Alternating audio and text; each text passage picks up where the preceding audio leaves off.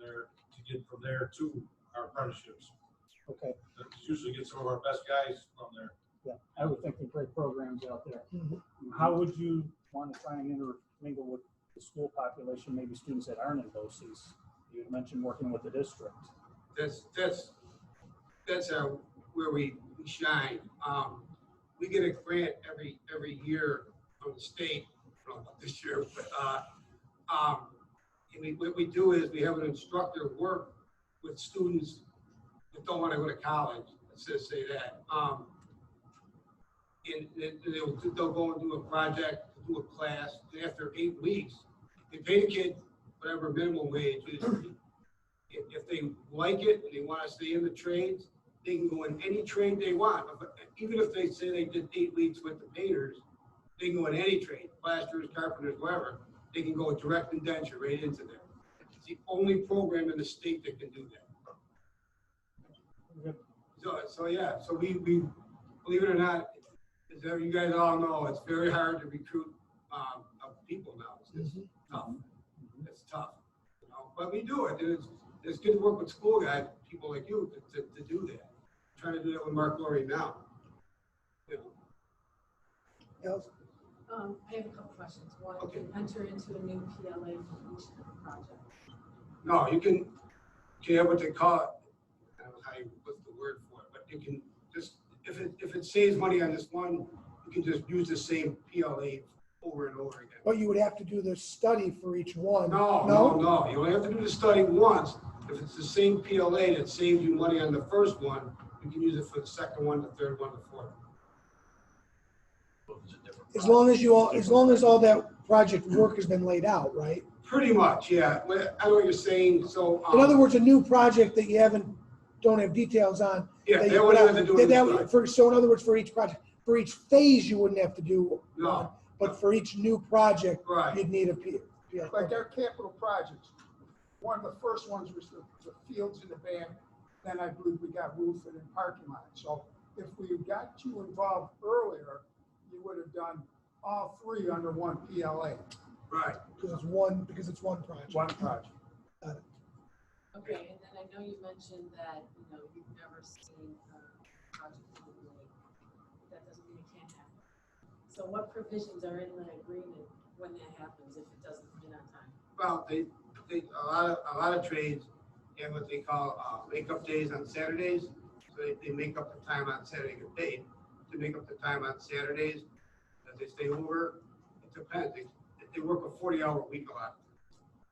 So parking lots, especially if it's raining one day, they can't work. They can just wake it up on the Saturday. I just want to add that some of the savings that Paul talks about, how they come up with the savings. So if this was just a regular construction project and prevailing wages applied, you would have to pay certain things that get negotiated out with the project labor agreement, like shift differentials, travel allowances. I know for my guys to come up here, it's a little more money. That all gets worked out. The trades come together, they negotiate, a bottom line savings that gets worked in with the building trades and the proprietor as to show that cost savings. And another thing that is a huge thing with project labor agreements, there's no labor unrest on a project. So if my contract expires, and it will in 2021, in May of 2021, if I go on strike, I can't withhold labor for this project. So that also adds to the value of going with the project labor agreement. It promises no labor unrest on a project. So that's huge. Whereas if it was done another way, that may conflict with the project. Do you guys guarantee the price that you give? Well, again, so change orders, stuff like that creates. now higher change costs. orders we have no control over. So if they decide to do something that costs more money, there's nothing we can do about that. So when they detail the project, obviously they scope out the work. I don't know who your GC is, and he goes over paving with the paving guy. They scope out the work. They go every phase. So if something changes, we can't control that. But there's nothing we can do. It's still bid like a normal job would be. Yeah, it's all bid, yeah. You know, if whoever the contractor is says, I'll do it for 5 million, he's gotta do it for 5 million, unless you guys change the scope at that point.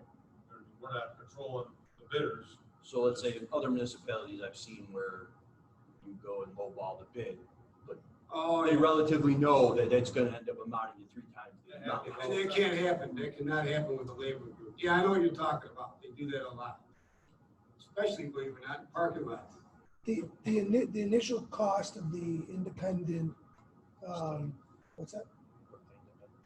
Yeah, whoever has. It's about $6,000 to $7,000. Okay, I think it depends on the size of the project. Some range from 10 million to, who knows, 50 million. That depends on the project probably. so $5,000 to $10,000, what you pay, district has to pay for that up, or pay for Yeah, that you front. guys have to That's pay. not written into the PLA, No, we would love to pay for it, but we're not allowed to. but makes sense. Yeah, So then, right, because for obvious reasons. So that comes out first, we pay for that, and then we have to assume or hope that with the PLA that we're gonna save more than that $10,000. Would you, They made it so that the cost study guy uses, one of the guys, we don't use him, but one guy's Tim Sealer, he does a lot of them. yeah, He'll get the whole project from you and come off and say, look at you, what are you gonna give up? What will you let go, whatever. And he'll say, no, it's not good. And so we have to do some more, blah, blah, blah. Then he'll come back and say, I can save you 2.5%, 3% of the job, which isn't really, it's not a bad deal. It doesn't sound like a lot, but 2 to 3%, you know? And so then he'll say, this is what I can do, and you guys decide what you want to do. If he comes back and says, look, I couldn't get these guys to give up anything, don't do it. And that's happened. That's happened. Not with us, but it's happened like in Rochester, there was a job, the guy Sure. wouldn't, you know, it was crazy. But, yeah, but the whole goal is to save the school district's money. I mean, that's what it's about. And keeping the work here too. So that the workforce, is the local workforce, the money stays here. Right, so they're gonna be paying the taxes here and the money's gonna come back. So it's important when it comes to a project like this. It's, especially in light of COVID right now, we've seen that happen in some other jobs, in other counties where they're inviting, you know, contractors that are outside of the state. Well, it just happened down at Fieldbrook Foods. So they had an outbreak of COVID there. This would contain that. I mean, you're talking about a local workforce. And then, back to your question, if you have some people that you think would be interested in going into construction, we would love to talk to them. It's very difficult now to recruit people. All the trades are constantly recruiting. Constantly, Right. it's unbelievable. When I first started, like I said, like I've been around a long time, like 30 years ago, when we got applicants, we used to get like 75, 80 of them. Now we're lucky we get 4 or 5. They're all too busy looking at their computer, you know? It's tough, you know? It's unbelievable how hard it I is, know. you know? And we require by New York State, they have to graduate from high school. So that should play into your interest too. So we can help with that. Scott and I talked with Mark Laurie about that. We can't do anything for a kid if he doesn't graduate with a high school diploma. So maybe those guys that are on the fringe, the kids that are on the fringe, maybe we can bring them up. You know, if there's a promise of a job like this. Unless they go through the pre-apprentice program, then again, it's a direct entry thing and they can go in, otherwise they fail high school. What is the number of kids people that are you looking for? So when we recruit with this pre-apprentice program, say they have 1 instructor, they'll have 5 kids. So we'll interview, I don't know, as many as we can get, sometimes 20, sometimes 10. So we get with 5. Usually it end up with 3 getting through the whole 8 weeks. So then that stops, they just do another program right after that. In the city of Buffalo, they really like it because they don't have any money either, so they got all these projects they want done with no money, so they get the projects done. But again, the same thing around here, if you have something, they can do it. The prevailing rate doesn't apply to it because they're a pre-apprentice thing, it's been approved by the state. It's a nice program. Oh, And from what I understand, there's an RFP out there. If you decide to go to labor agreement, all you gotta do is send an addendum out saying that this is being considered under our labor agreement. That's it. I just want to clarify the thing you said, the prevailing wage rate does not apply. So with the pre-apprentice program with the instructor, because it's a pre-apprentice with the instructor, and they're not, they call it an instructing thing, a teaching thing, the prevailing rate doesn't apply to it. So they can't go in the parking lot, but say you wanted to paint this room, and you would normally not bid it out, you would just not do it because you don't have the money for it, then they can do that. I can tell you what they can do and what they can't do.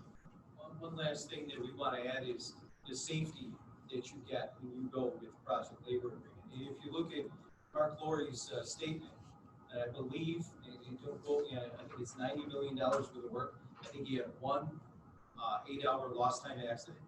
At least that's what he told us, Scott, when we met with him. And I don't know if he updated that in that sheet. He said 12 hours. 12 hours, but that might have been over the last two. Yeah, it's funny you said that because today, I got two little plaques that the total over 300,000 man hours went out, one lost hour over at the Yahoo thing.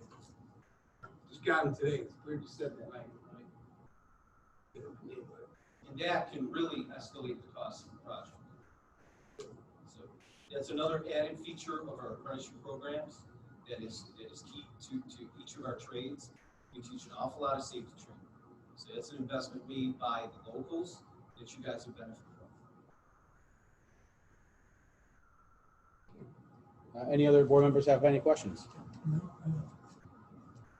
Thank you guys for. Thank you. Thanks. Thank you, guys. Yeah, thanks. Okay, moving on to consensus agenda items. I'd like to call for a motion to accept the minutes, to approve the asset disposal list, to approve the treasurer's reports, to approve IEPs as submitted, and approve the late brokerage and private transportation requests.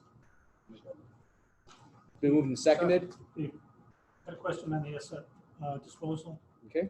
There's the two buses that were no longer running. Is there any monetary value on those? We actually have to dispose of them to trade them in, so, Okay. or to send them for scrap. Okay.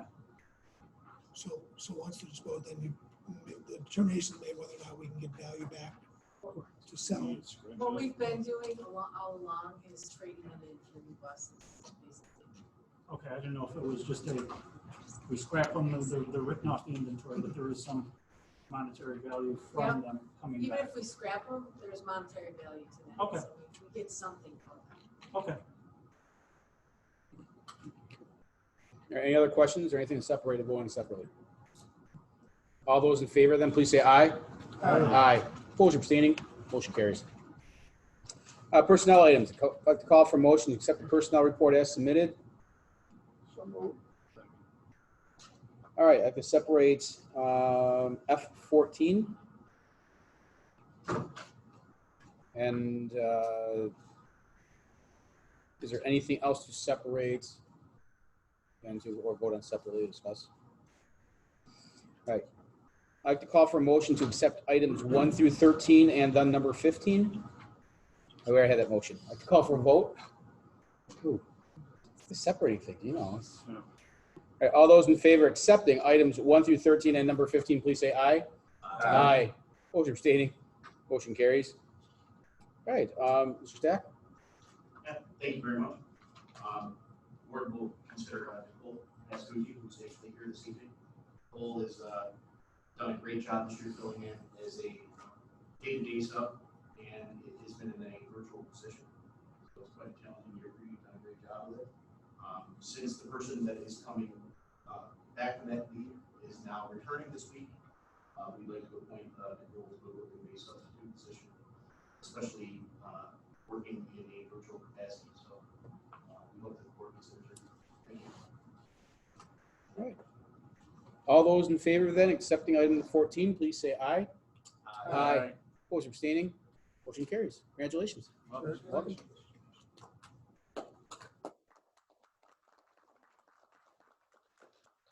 All right, standing committees, capital project, superintendent like to fill us in with anything? no updates there. But I would say that, reminder that November 4th, we have a capital project meeting. That is our next board meeting, and we'll then have something to share at that meeting. Okay. All right, policy committee. I'd like to call for a motion that be it resolved that the Board of Education adopt the following policies as submitted. Policy 6150 for alcohol, tobacco, drugs, and other substances for the staff. Policy 7220, graduation options, early graduation, accelerated programs. 7222, diploma or credential options for students with disabilities. 7260, the designation of person in parental relation. 7320, the alcohol, tobacco, drugs, and other substances for students. And 8241, patriotism, citizenship, and human rights education. Since this is coming from a standing committee, I'm just going to have it go right to a vote. All those in favor, please say aye. Aye. Opposed or abstaining? Motion carries. All right, we have an informational item there for early graduation and also for fundraisers. All right, ex officio student members report.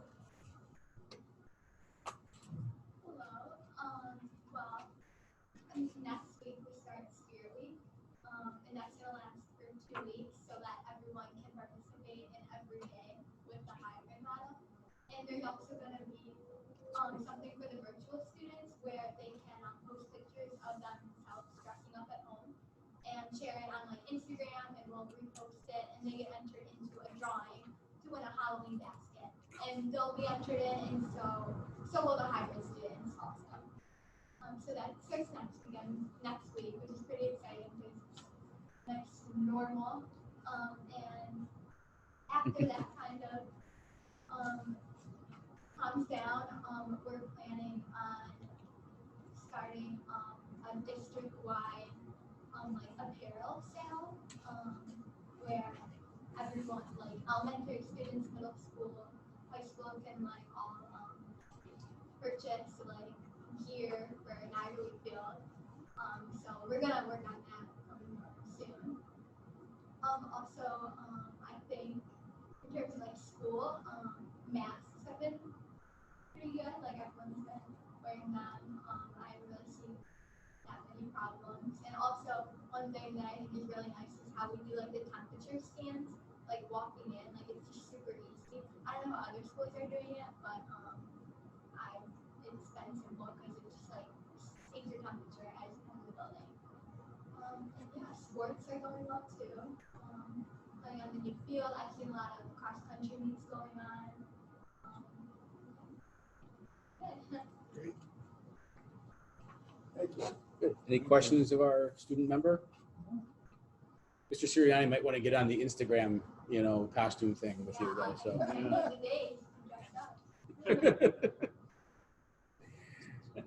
All right, President's report. I have a couple things to go over. Today started the New York State School Boards Association annual conference. We had the day one of the pre-law seminar. It's funny to say that's day one of that because usually it's all on one day. I know some of our new members found it very informative with the stuff that's there, albeit very long with the lacking of breaks that they give you. It's just like if you're alive. A couple things. I know that one of the communication pieces that came through that we talked with the superintendent about over the past couple of weeks was getting back and having the choices of between switching between virtual and hybrid and the regular school day. I want to thank the superintendent for giving people, and I know many people in the public want to thank you for giving them another choice in December for choosing for the end of January, beginning of February, whenever that second piece would be. That being said, one of the things that I do want to stress, especially at the elementary level, the ability to get everyone back in, the students every day, it's a very fragile environment down there with being able to do that. It's very imperative that parents evaluate whether or not they're able to transport their own children like we had originally asked for people to do, because that is one of the tipping points. It's one of the things that could definitely send that into the other direction and force elementary to go hybrid as opposed to being able to go every day. One of the things as a board, I've asked the board members to think about between now and possibly next meeting is the possibility that if it gets to the point where we are forced to go hybrid because of that, we take a hard look about allowing that to happen. So I'm hoping that all of you will think about that, talk to people in the public about it, and we'll get some information out to them about that, because I really don't want to see us lose what we've accomplished. Our plan is working. It's a lot better than a lot of the districts out there. You look at some of the Erie County schools, and they're not going to get back to school until February, possibly. So and here we have 80% of our kids going to school in person. Not 80%, 80% of the population going every day at the elementary level. I think that's phenomenal. I don't want to lose that piece. I don't want to upset that dynamic. Also with that, I'd like to also direct the superintendent, along with our policy committee, to take a look at the rules governing, or a policy governing parent interference during virtual lessons or remote lessons. I know that we've talked about it in the, it's referenced in the acceptable use agreement for using technology. I think we need to put something out there that's a little bit more definitive of possible repercussions for violating that. It's just far too often now we're hearing parents interfering with virtual lessons that are going on, and that's not something that we can have happen. If you guys can please work with the policy committee between now and next meeting for that. And the one final thing, I have to just piggyback on our student members report there. It has been phenomenal to see our campus being used the way it is. You come here when there's a soccer game and cross-country meet going on a Tuesday or Thursday. It's like, I want to say bedlam in a good way, because there's just a lot of stuff going on. And you have to just watch where you're not being run into by the cross-country kids as you're trying to get to somewhere on the campus. Parking, it looks like our campus is full because of how many people are parked up front here. And the stuff going on in the turf, I can't wait for our first night game, official night game. They had to turn the lights on for the boys because the overtime went a little long on a couple weeks ago. But for our first night game on Friday night, so I'm hoping people can just drive by. I know you can't attend because of because of the COVID rules, but drive by and see what it looks like here, lit up. It is impressive. Coming from both directions, you see those lights on. It's a sight. So, all right, I'll turn it over to the superintendent for his report. Great, thank you. First, this week is actually Board Recognition Week, and during this week each year, I offer to the board an opportunity to eat my incredible chili. As long as everybody is okay with that being the meal of choice, because I can't cook anything else. On November 4th, I will be providing dinner to the group, okay? There'll be bread and butter if you can't stomach the chili. They'll make homemade bread this year. That's not true, but I'll warm it up for you. How about that? But because this is the recognition week, I do want to say this. School boards throughout New York State, and I can speak to this one better than any, have really tough jobs to do, and they do it. It's unfair to call it a job because it's volunteer, they don't get paid, and it's not easy work, and they show up all the time to all of these meetings. They take phone calls, they are interrupted when they're in the public, and as someone who cares deeply about public education and thinks that New York State does a great job of public education, I just want to, on behalf of the district, thank all the members of our board for choosing to be volunteers, advocates for kids. It's tough work, but important work. So thank you. Thank you. I know you probably deserve something better than my chili. Testing for students. I do just want to say that the board president and I had this conversation today. There's been some question about whether or not there there would or could be rapid testing or any type of testing set up for students, because schools are finding themselves in a position where if one person has test positive for COVID, that that the group that then is quarantined around them have trouble maybe getting tested. By the time they get tests, in some cases, and results back, their quarantine period would actually be over. I did have that conversation with our director, health director for the county. Unfortunately, the state has not deemed the rapid test, let me say it this way, the state has not deemed students to be the first people who, and the most important, to be tested with the rapid tests. I can only guess that it's because of how they're impacted by it versus, people who are older, how they're impacted by the virus. So unfortunately, they're not considered the priorities, the students. That said, one of the things that as the different type of tests start to come out, and there is one that is it's like a piece of cardboard, you swab your nose gently and put it into this piece of cardboard, you fold it up, they're cheap. As those become available, they're not at this point. As a district, I think it's something that we should think about investing in, because every time we get a kid who's symptomatic in school, has a headache, has a bellyache, those things, if we could test them and know within 10 minutes before somebody would even be here to pick them up that they're negative, I think that's the sort of thing that I think would better ensure us staying open, our buildings not having to close, classes not having to close.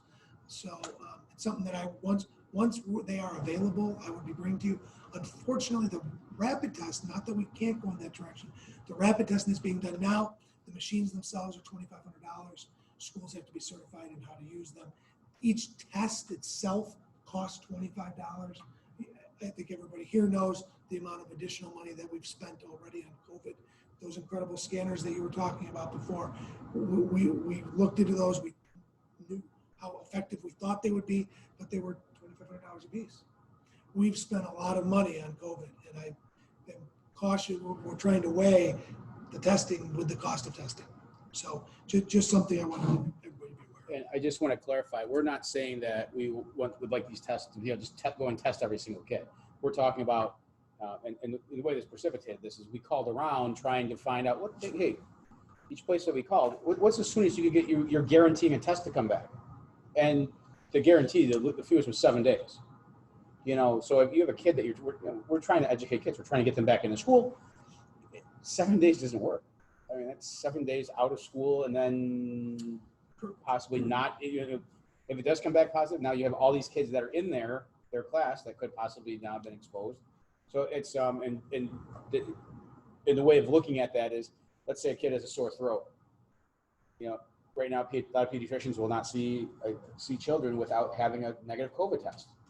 So now you're saying that, okay, we have to wait for that COVID test to come back before I get something for having maybe strep.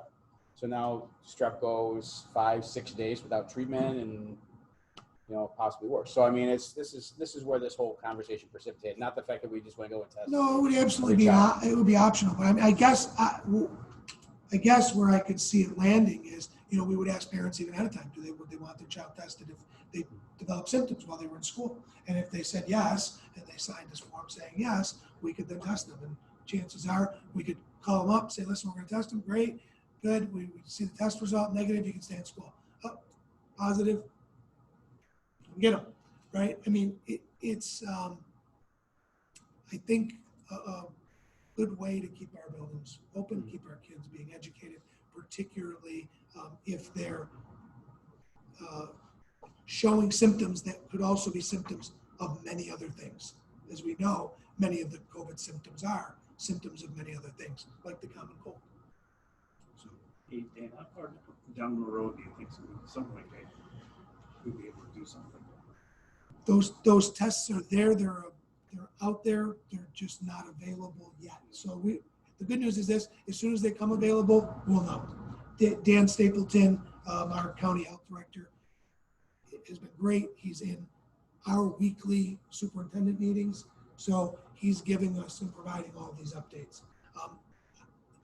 On that front, you know, one of the things that was, if everybody's looking for a little optimism this evening,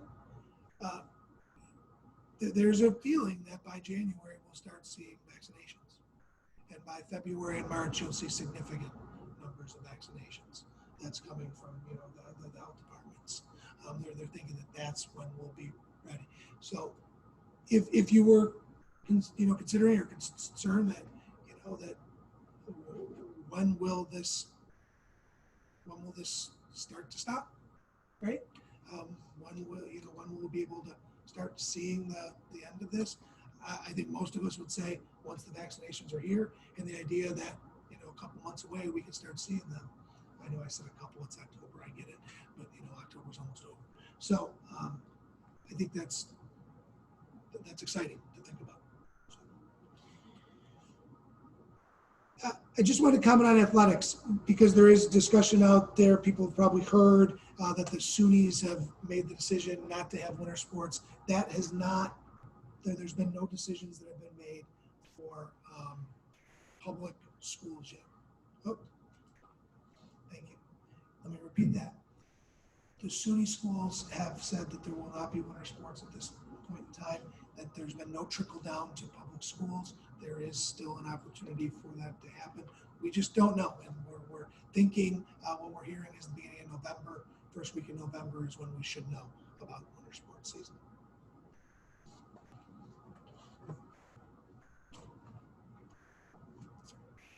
Mr. Sabo did talk a little bit about elementary bus runs.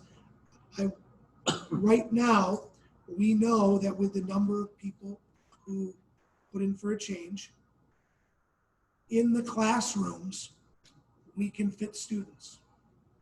The big question is, and we'll know this hopefully by the end of this week, whether or not we have the busing capacity to transit all of those students to and from school.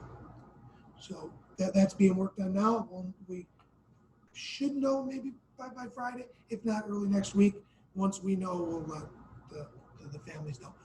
And just to reiterate, if you're able to drive your children to school, we ask that you do that.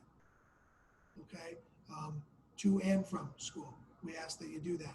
It will allow us to continue to do what we're doing at the elementary level with students being there every day.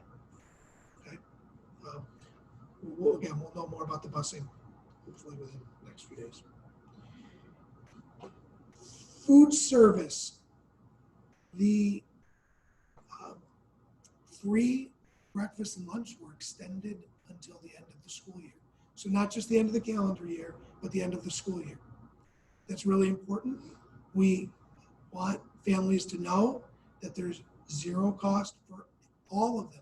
All families, all of our children who attend our schools can get a free breakfast and lunch every single day. Okay? And we encourage families to take advantage of that. If you're not in attendance on a day, you can come between 11 and 1 and pick up food just by driving between the high school, middle school building, under the bridge, and you can pick up both breakfast and lunch that day. If you're in the virtual program, you can come every day and pick up breakfast and lunch. You don't have to be here attending to pick up the breakfast and the lunch. Any questions on whether or not those meals are free and how to get them?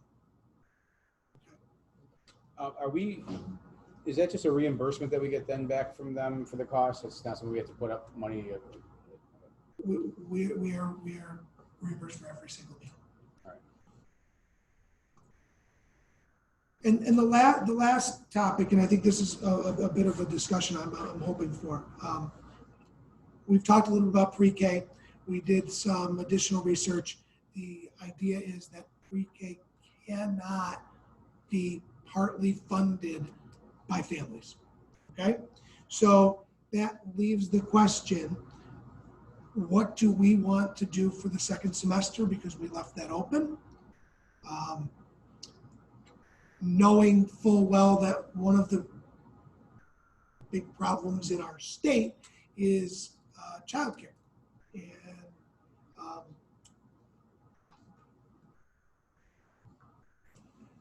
if it were me, and it's not, making the decision about what to fund first or what to make sure I was providing full funding for, it would be to the pre-K programs, because not only does it provide the education, but it also provides an opportunity for parents to have their kids in a childcare setting.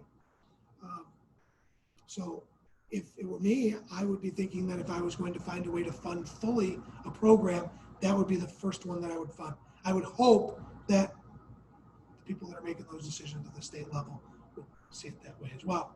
So I'm going to listen, but I think we, within the next maybe meeting or two, should probably make a decision on what we're going to do the second semester. Knowing that I don't think we'll know, it'll be too late for us to know if we're going to be fully funded. Well, I'd like to just say, like right now, and I think we should make a decision tonight, that we make the determination that we are going to fully fund the current enrollment of pre-K that's there now. Obviously, we're not going to open any more slots up, but what's there, I think there's no way. And I want to make the decision now that we're going to fund this, because parents are going to start panicking now. They're still. I don't want them to have to start trying to find places to get kids for childcare and everything, because there's just nothing out there still. So what we'll do during new business is to make a motion that we will fully fund that then at that time. Any comments or any? Well, I'm just curious, Dan, you said the parents can't help out. Did the state indicate that? Correct. Allison, did you want to talk a little bit about that? Yeah, so I continued a little bit, and actually the whole premise behind weekday programs that, so to have a parent pay for it would not align with the rules of that program. Is we would create among the families. Some can pay, some can't. And the whole point of it is that it's free. So we can't ask the parents to pay for that program. And then still receive the funding. Yeah, Right. I mean, it's a great program.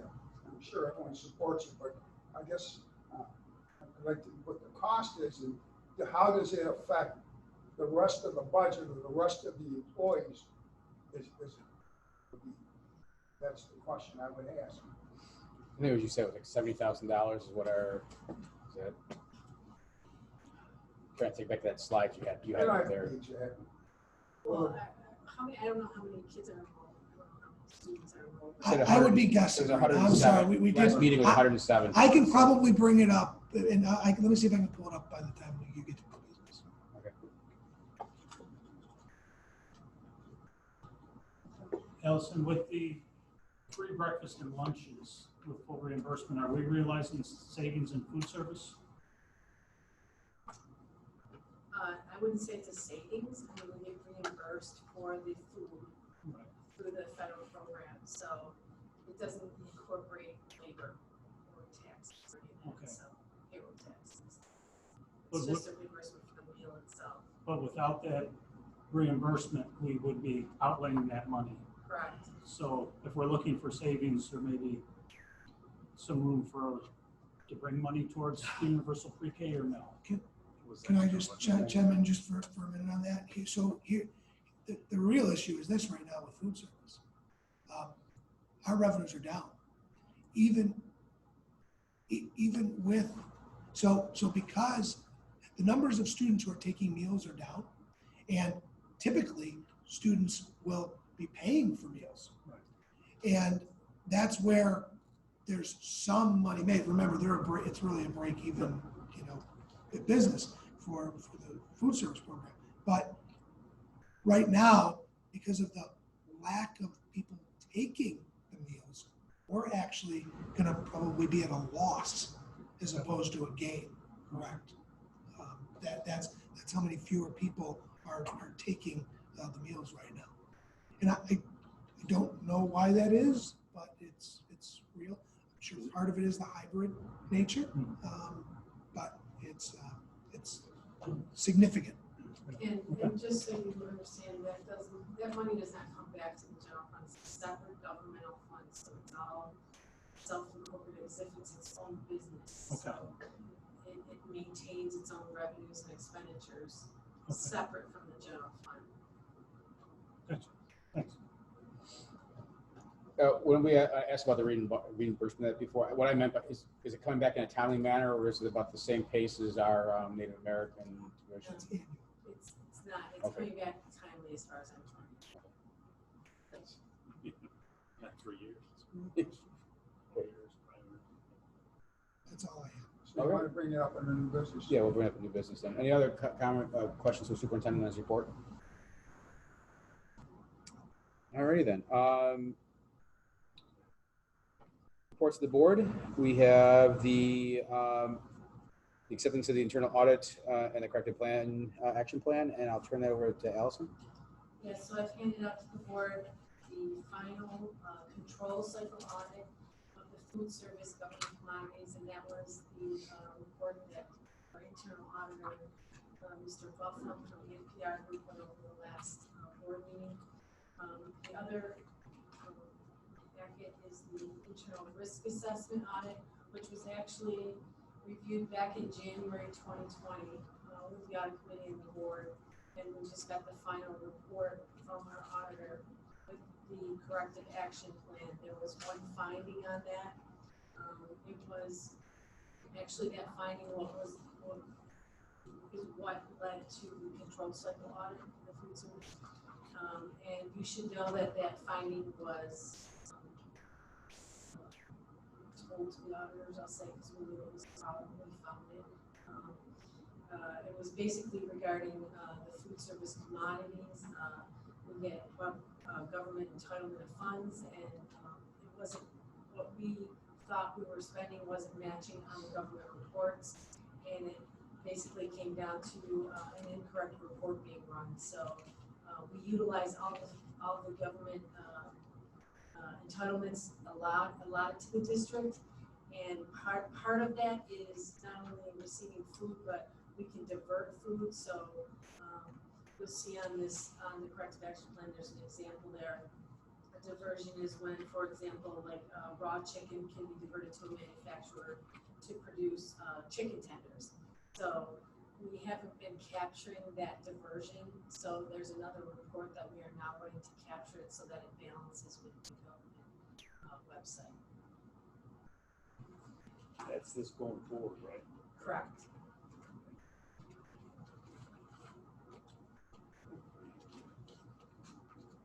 Any questions on Allison on either of those? All right, I like to call for a motion to accept the internal audit and corrective action plan for 2019-2020. So moved. Second. It's been moved and seconded. Any further discussion of those items? All right, then all those in favor, please say aye. Aye. Opposed or abstaining? Motion carries. All right, items for board discussion, other than what we've already discussed so far. Anything else coming up?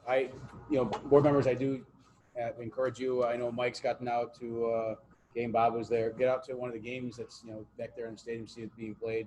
Make sure you bring your board ID. I'd love to see it at night. Come Friday. Right.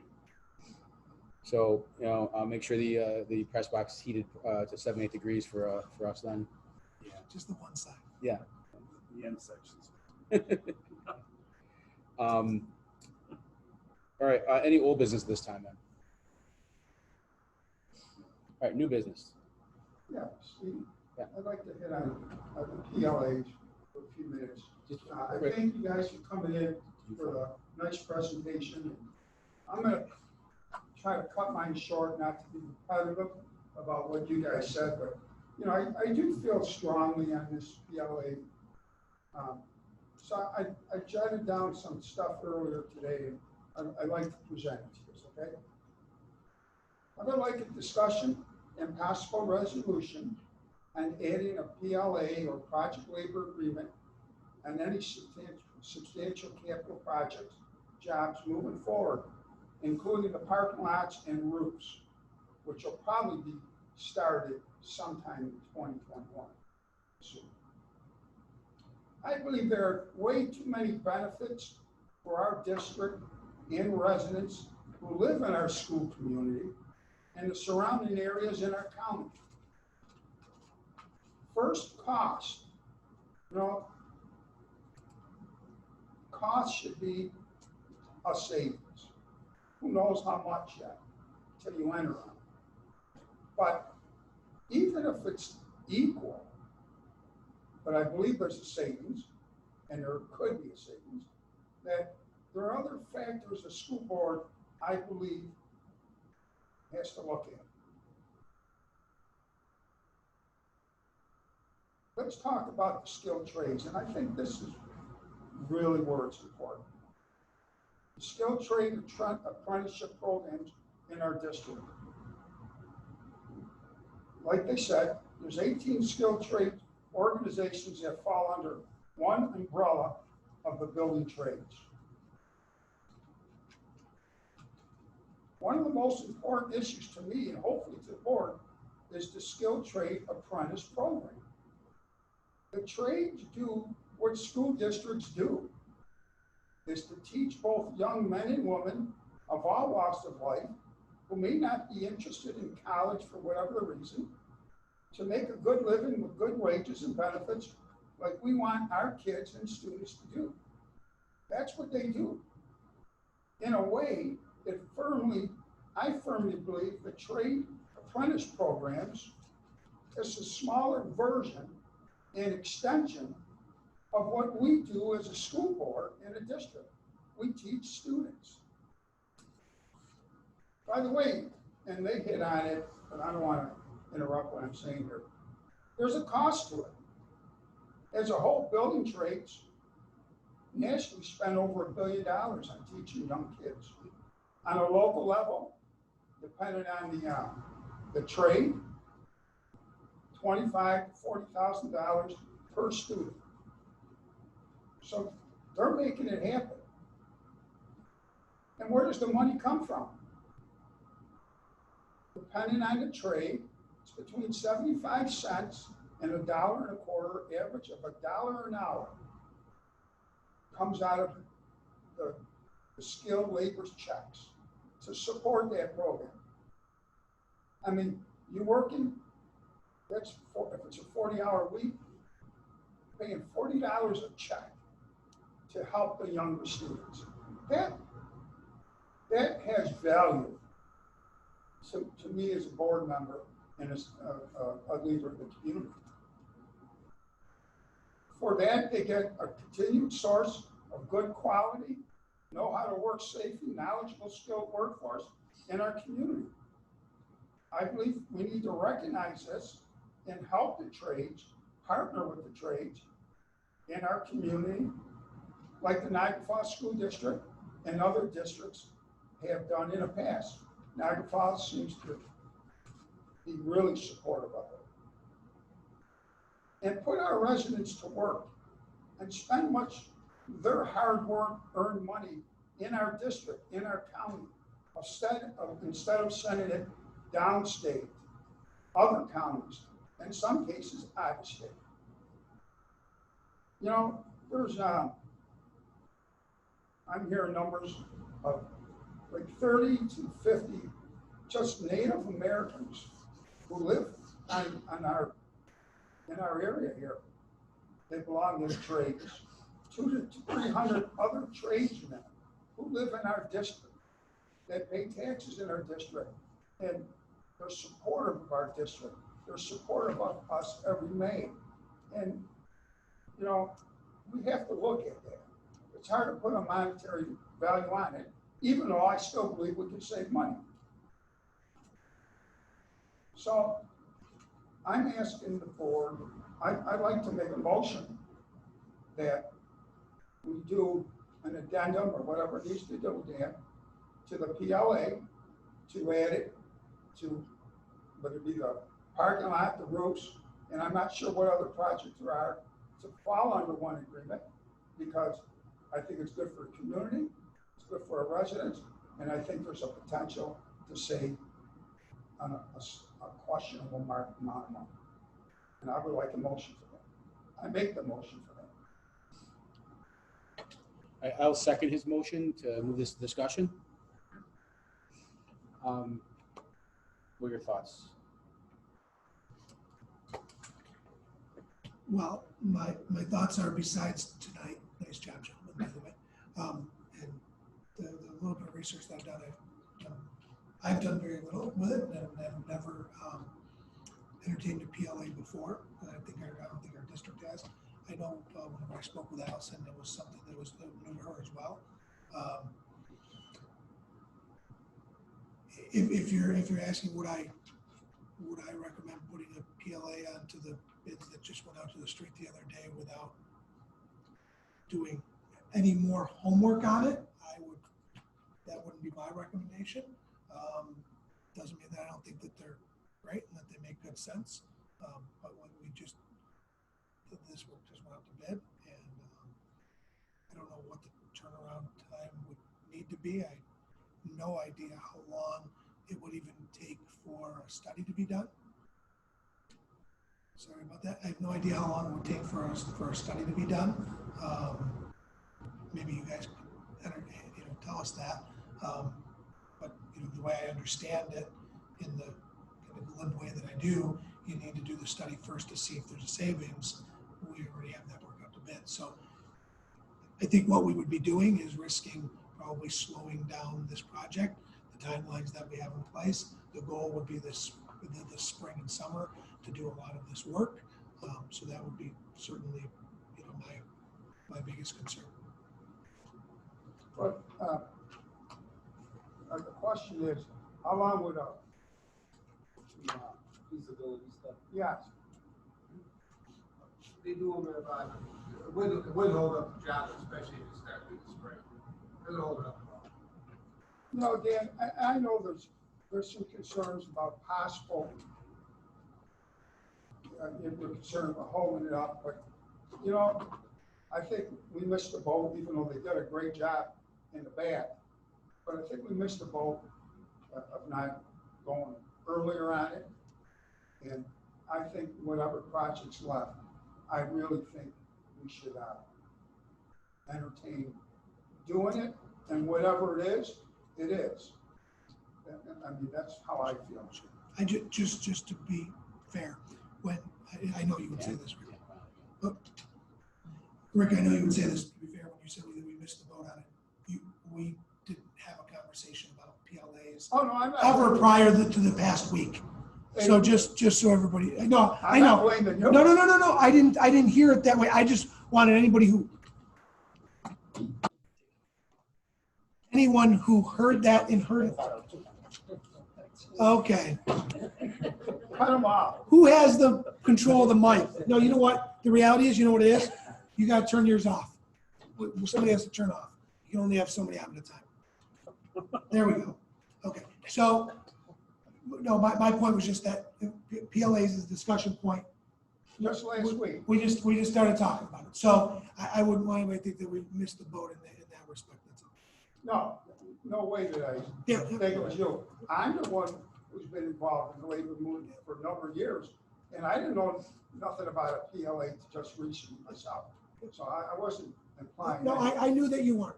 I knew that. Can I add something? So I did a little research today, and I reached out to fellow members in my trade in other areas of the state. So the third poorest district in New York State is Utica. So I spoke to the president of that school board. I think his name is Lou Lapola. Really nice guy. He's the former mayor of Utica. And they went ahead with a $187 million PLA in the third poorest district. And when the project was done, Cornell Labor Study said that they had a return investment of $399 million to that community, keeping the money there. But more importantly, there was a zero tax implication on the taxpayer.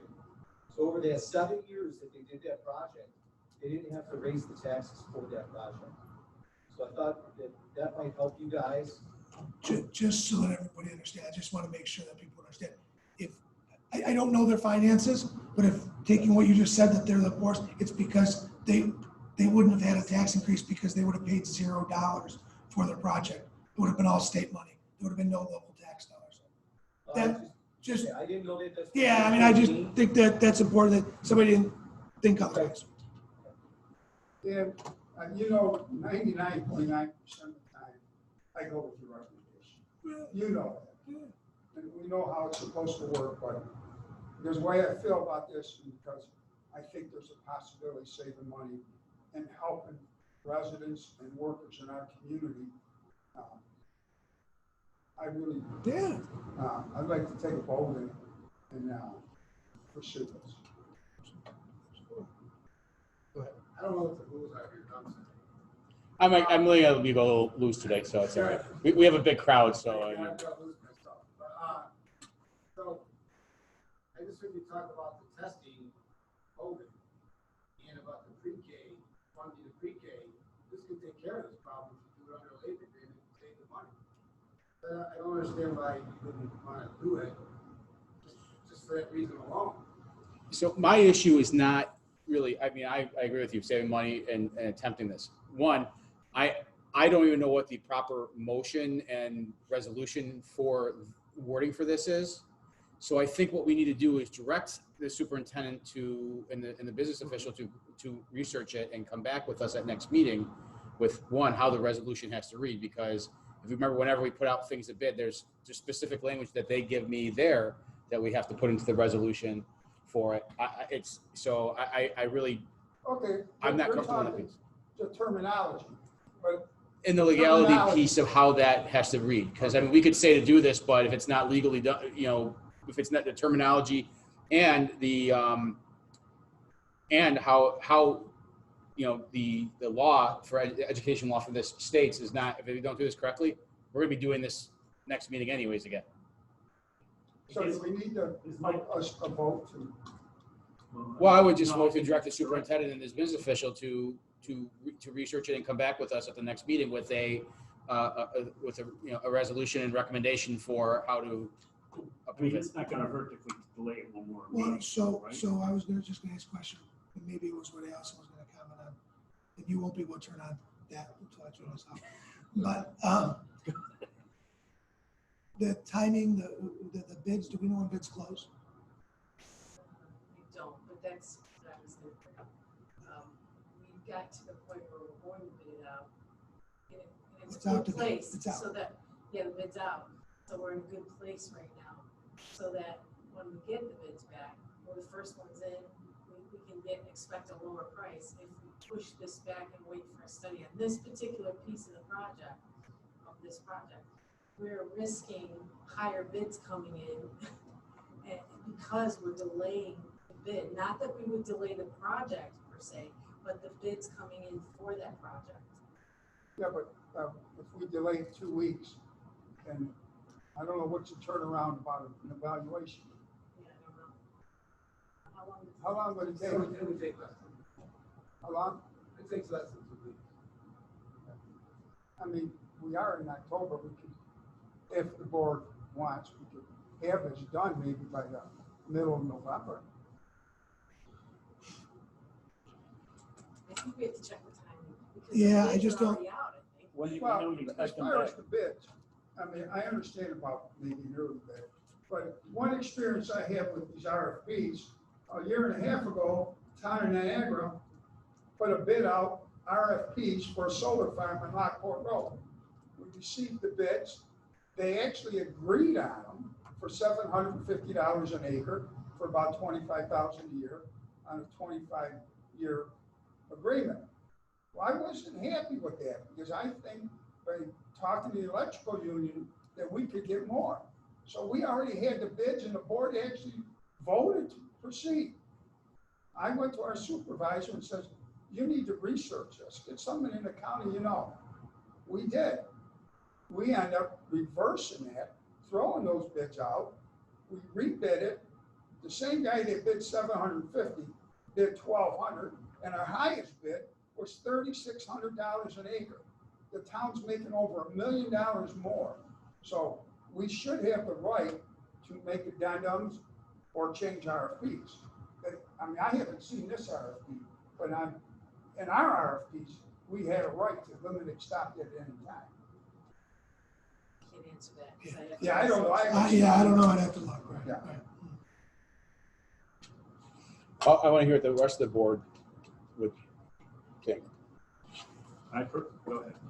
Well, having been extensively involved in the reinventing project in Niagara Falls, I saw it from start to finish. It worked like clockwork. Things were on time, things made adjustments as needed to be. Yeah, there were change orders that went through, and those were always above and beyond. Was a good experience from my vantage point. Niagara Falls' economics are similar to Utica in the reimbursement dollars and what could be used. And again, there was no tax increase to the citizens of Niagara Falls, and it did keep everything, salaries and benefits in the town and put staff to work. And that was one of our selling points for that project. Knowing the first project that went down to the voters and had to reconfigure it and really had to kind of talk to the community about how good it was for the community. And I think that this would be the case with the Wheatfield community as well. It's just my feeling, having been through it before.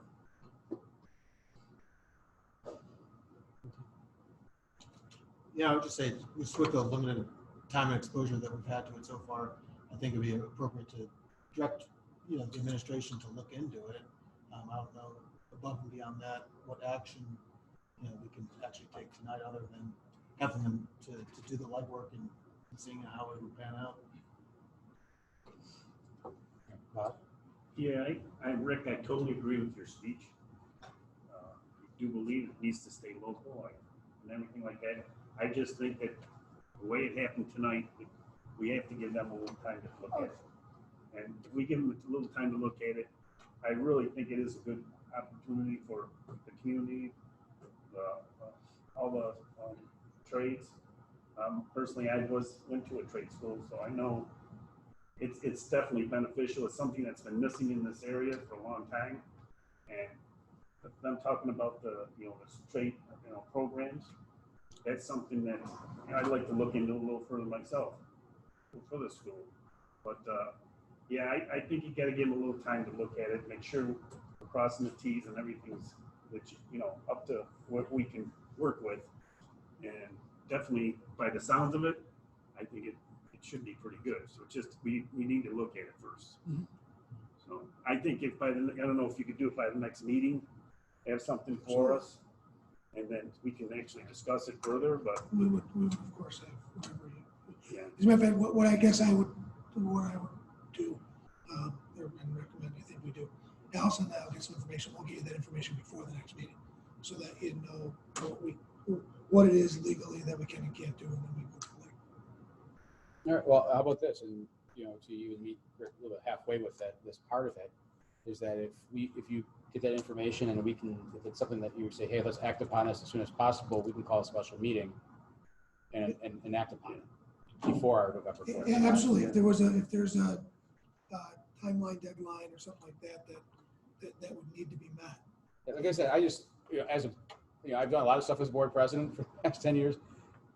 That's not one I've ever done. And I just know, in the legalities of how anything that deals with financials, with agreements like that, there's always specific language we have to put in the motion to enter into that and enact that. So I don't have that language tonight. And I just rather have that language without us having to just go and redo it anyways, or someone calling us out on that piece. But I mean, I have no problem calling a special meeting to come back here and, if we can get that together. That work for you, Rick, then? Yeah, okay. That's the direction I want to go. That's fine. Okay. So, I mean, next couple of days, get something back to us then? Yeah, absolutely. Easy. All right. Then I ask that you to amend the motion to state that to direct the superintendent and the business official to provide information and the legalities of entering into a PLA and the feasibility and then the language to approve it to us as soon as possible. That's second. Okay. All those in favor, we're voting on the amendment to his motion right now. All those in favor, please say aye. Aye. Aye. Opposed or abstaining? Motion carries. The motion is amended. And now vote on that motion. All those in favor, please say aye. Aye. Aye. Opposed or abstaining? Motion carries. All right, I'm sure they'll get, yeah, we're moving on that and we'll find out for that piece. All right, other new business then. You wanted to bring up, Yeah, I'm waiting to see if he can dig that information out yet. So that's why if there's anything else you're going to talk about right now, you're going to look up numbers? Sorry, I couldn't find which PowerPoint it was in. I know that, Tom, your last meeting, you reported the number, because it was asked how many people were in the pre-K program when we were discussing about the building. It was 107, I believe. Yeah, I just counted by hand at 112. 112? During the meeting today. Okay, so we have 112. So Allison, your calculator? Yeah, I'm trying to think of. I forget what the rate was, if it changed from last year to this year, that's all, I just don't. Do you have access to the PowerPoint where you presented what the state was withholding from that one? Because basically it was that amount doubled, right?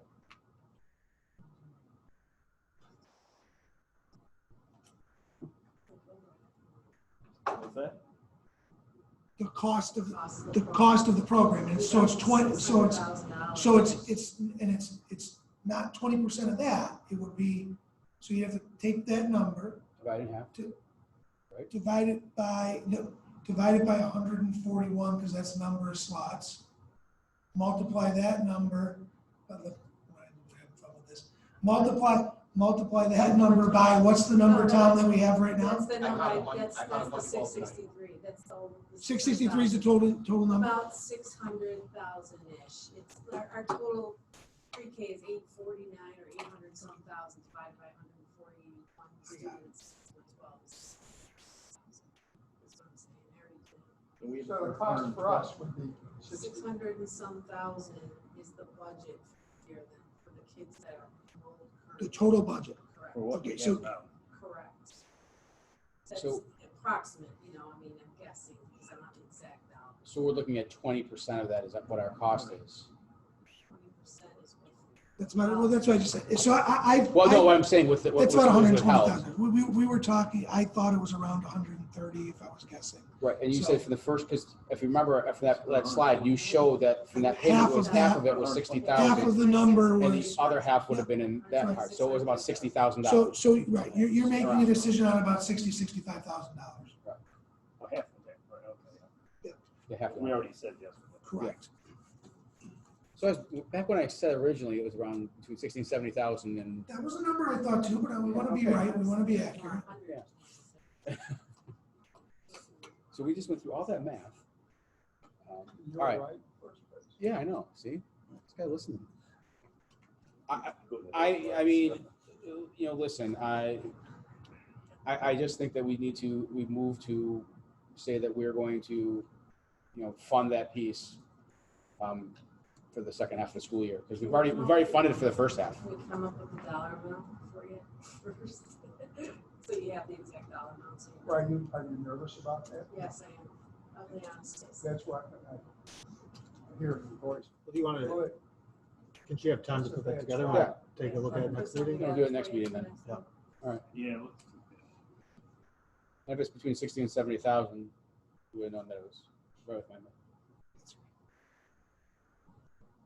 All right, any other new business? Ryan wants to show us the math on that right now.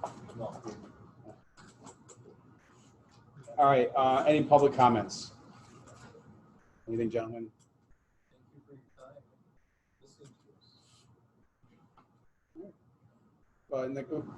Rick, you'll keep them posted then on how we progress on that. Okay. And make sure you do keep, if you have their contact information if you have any questions for them with. I think I have one phone number, but I don't know. No, that's different. Okay. If you want to get to the superintendent, but after the meeting then, so he, has any questions, can reach out to you during that time period. All right, board member comments. Yeah, it's another issue, but it's kind of related to skilled trades. I had a meeting yesterday at the town of Niagara, and there's a company coming in that we rezoned 20 acres of land along Porter Road, right next to the airport. The town owns 3 acres, but they bought all 20. And they want to come in and do aircraft building. Some of it experimental. It's going to create about 600 jobs to start, if it happens. I don't know for sure it's going to happen, but there's a lot of people involved. They've been meeting with the building trades. They met with community college, UB, and because they're talking $100,000 to $300,000 jobs. Now, if it happens, there's also speculation that this thing could blossom 5 times bigger than that. Here, the old Bell Aircraft, Guys Lumber, LaSalle Sports Club. It's all speculation, but this is in their plans. So we supported it yesterday, the town board. And then they come over to me because I was hitting them with some questions and speaking positive. And actually, they want to talk to Dan. They've reached out to 2 or 3 school superintendents and they want to talk to Dan.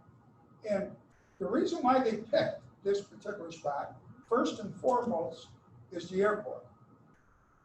But it's the school systems in the area. Because if this thing blossoms into well over 600 jobs, they want to know what's out here in Wheatfield, Lewiston, Niagara Falls, Star Point, because you can't put 2,000 jobs in one town. And so that's why they're reaching out to the schools. And the other thing that brought them to this area, which they told me about this just yesterday, they didn't even know I was on the school board. And I told them I was going to bring it up, is the skilled labor. The skilled labor, the building trades. They've already reached out to all these guys because they want these things, if this materializes, to move as quickly and safely as possible. And I just thought, in connection to our conversation, there's other people throughout the country that they have places in California, Belgium, and they had 4 other locations. And it's the school system, it's the airport, and it's the building trades that's bringing these people in because the amount of workers we have in this community. So I just want to let you all know. Thank you. I don't know that. I don't know. Why, you want to go buy some property over there? It's too late now. Can you put in their agreement that they can't fly while I have the drone up over here? Drone. You know, they have to call me for one. All right, any other board member comments? Yeah, I'd like to, go ahead. I'd like to just reach out to the community. I mean, we've talked about how we want to keep the school, keep kids in the school. It takes all of us to do that. And I know we've discussed about the busing and that, but if you have the capability to bring your child to school, please try to do that. I mean, it's not only helping the school, it's helping everybody in the community because we're allowed to keep what we have, which is, I would say, far more than some of the other districts in place. So when you're thinking about your decision, just make sure you take a minute, think about that. We don't want to lose what we have, and a little help from everybody will go a long ways. Thank you. Especially at the elementary level. I mean, Yeah. that's the part to stress. And I mean, the part that you need to start weighing right now is, you know, is it going to be more beneficial for me to take my child to school and maybe change work around so that I can take and pick up versus finding someone every other day to watch my children at the elementary level because we have to switch to hybrid. That's the real concern and to think about with parents, you know, that parents would need to think about right now. So that being said, I'd like to call for a motion to adjourn. I'll make a motion. Second. Moving seconded, all those in favor, please say aye. Aye. Aye. Opposed or abstaining? Motion carries.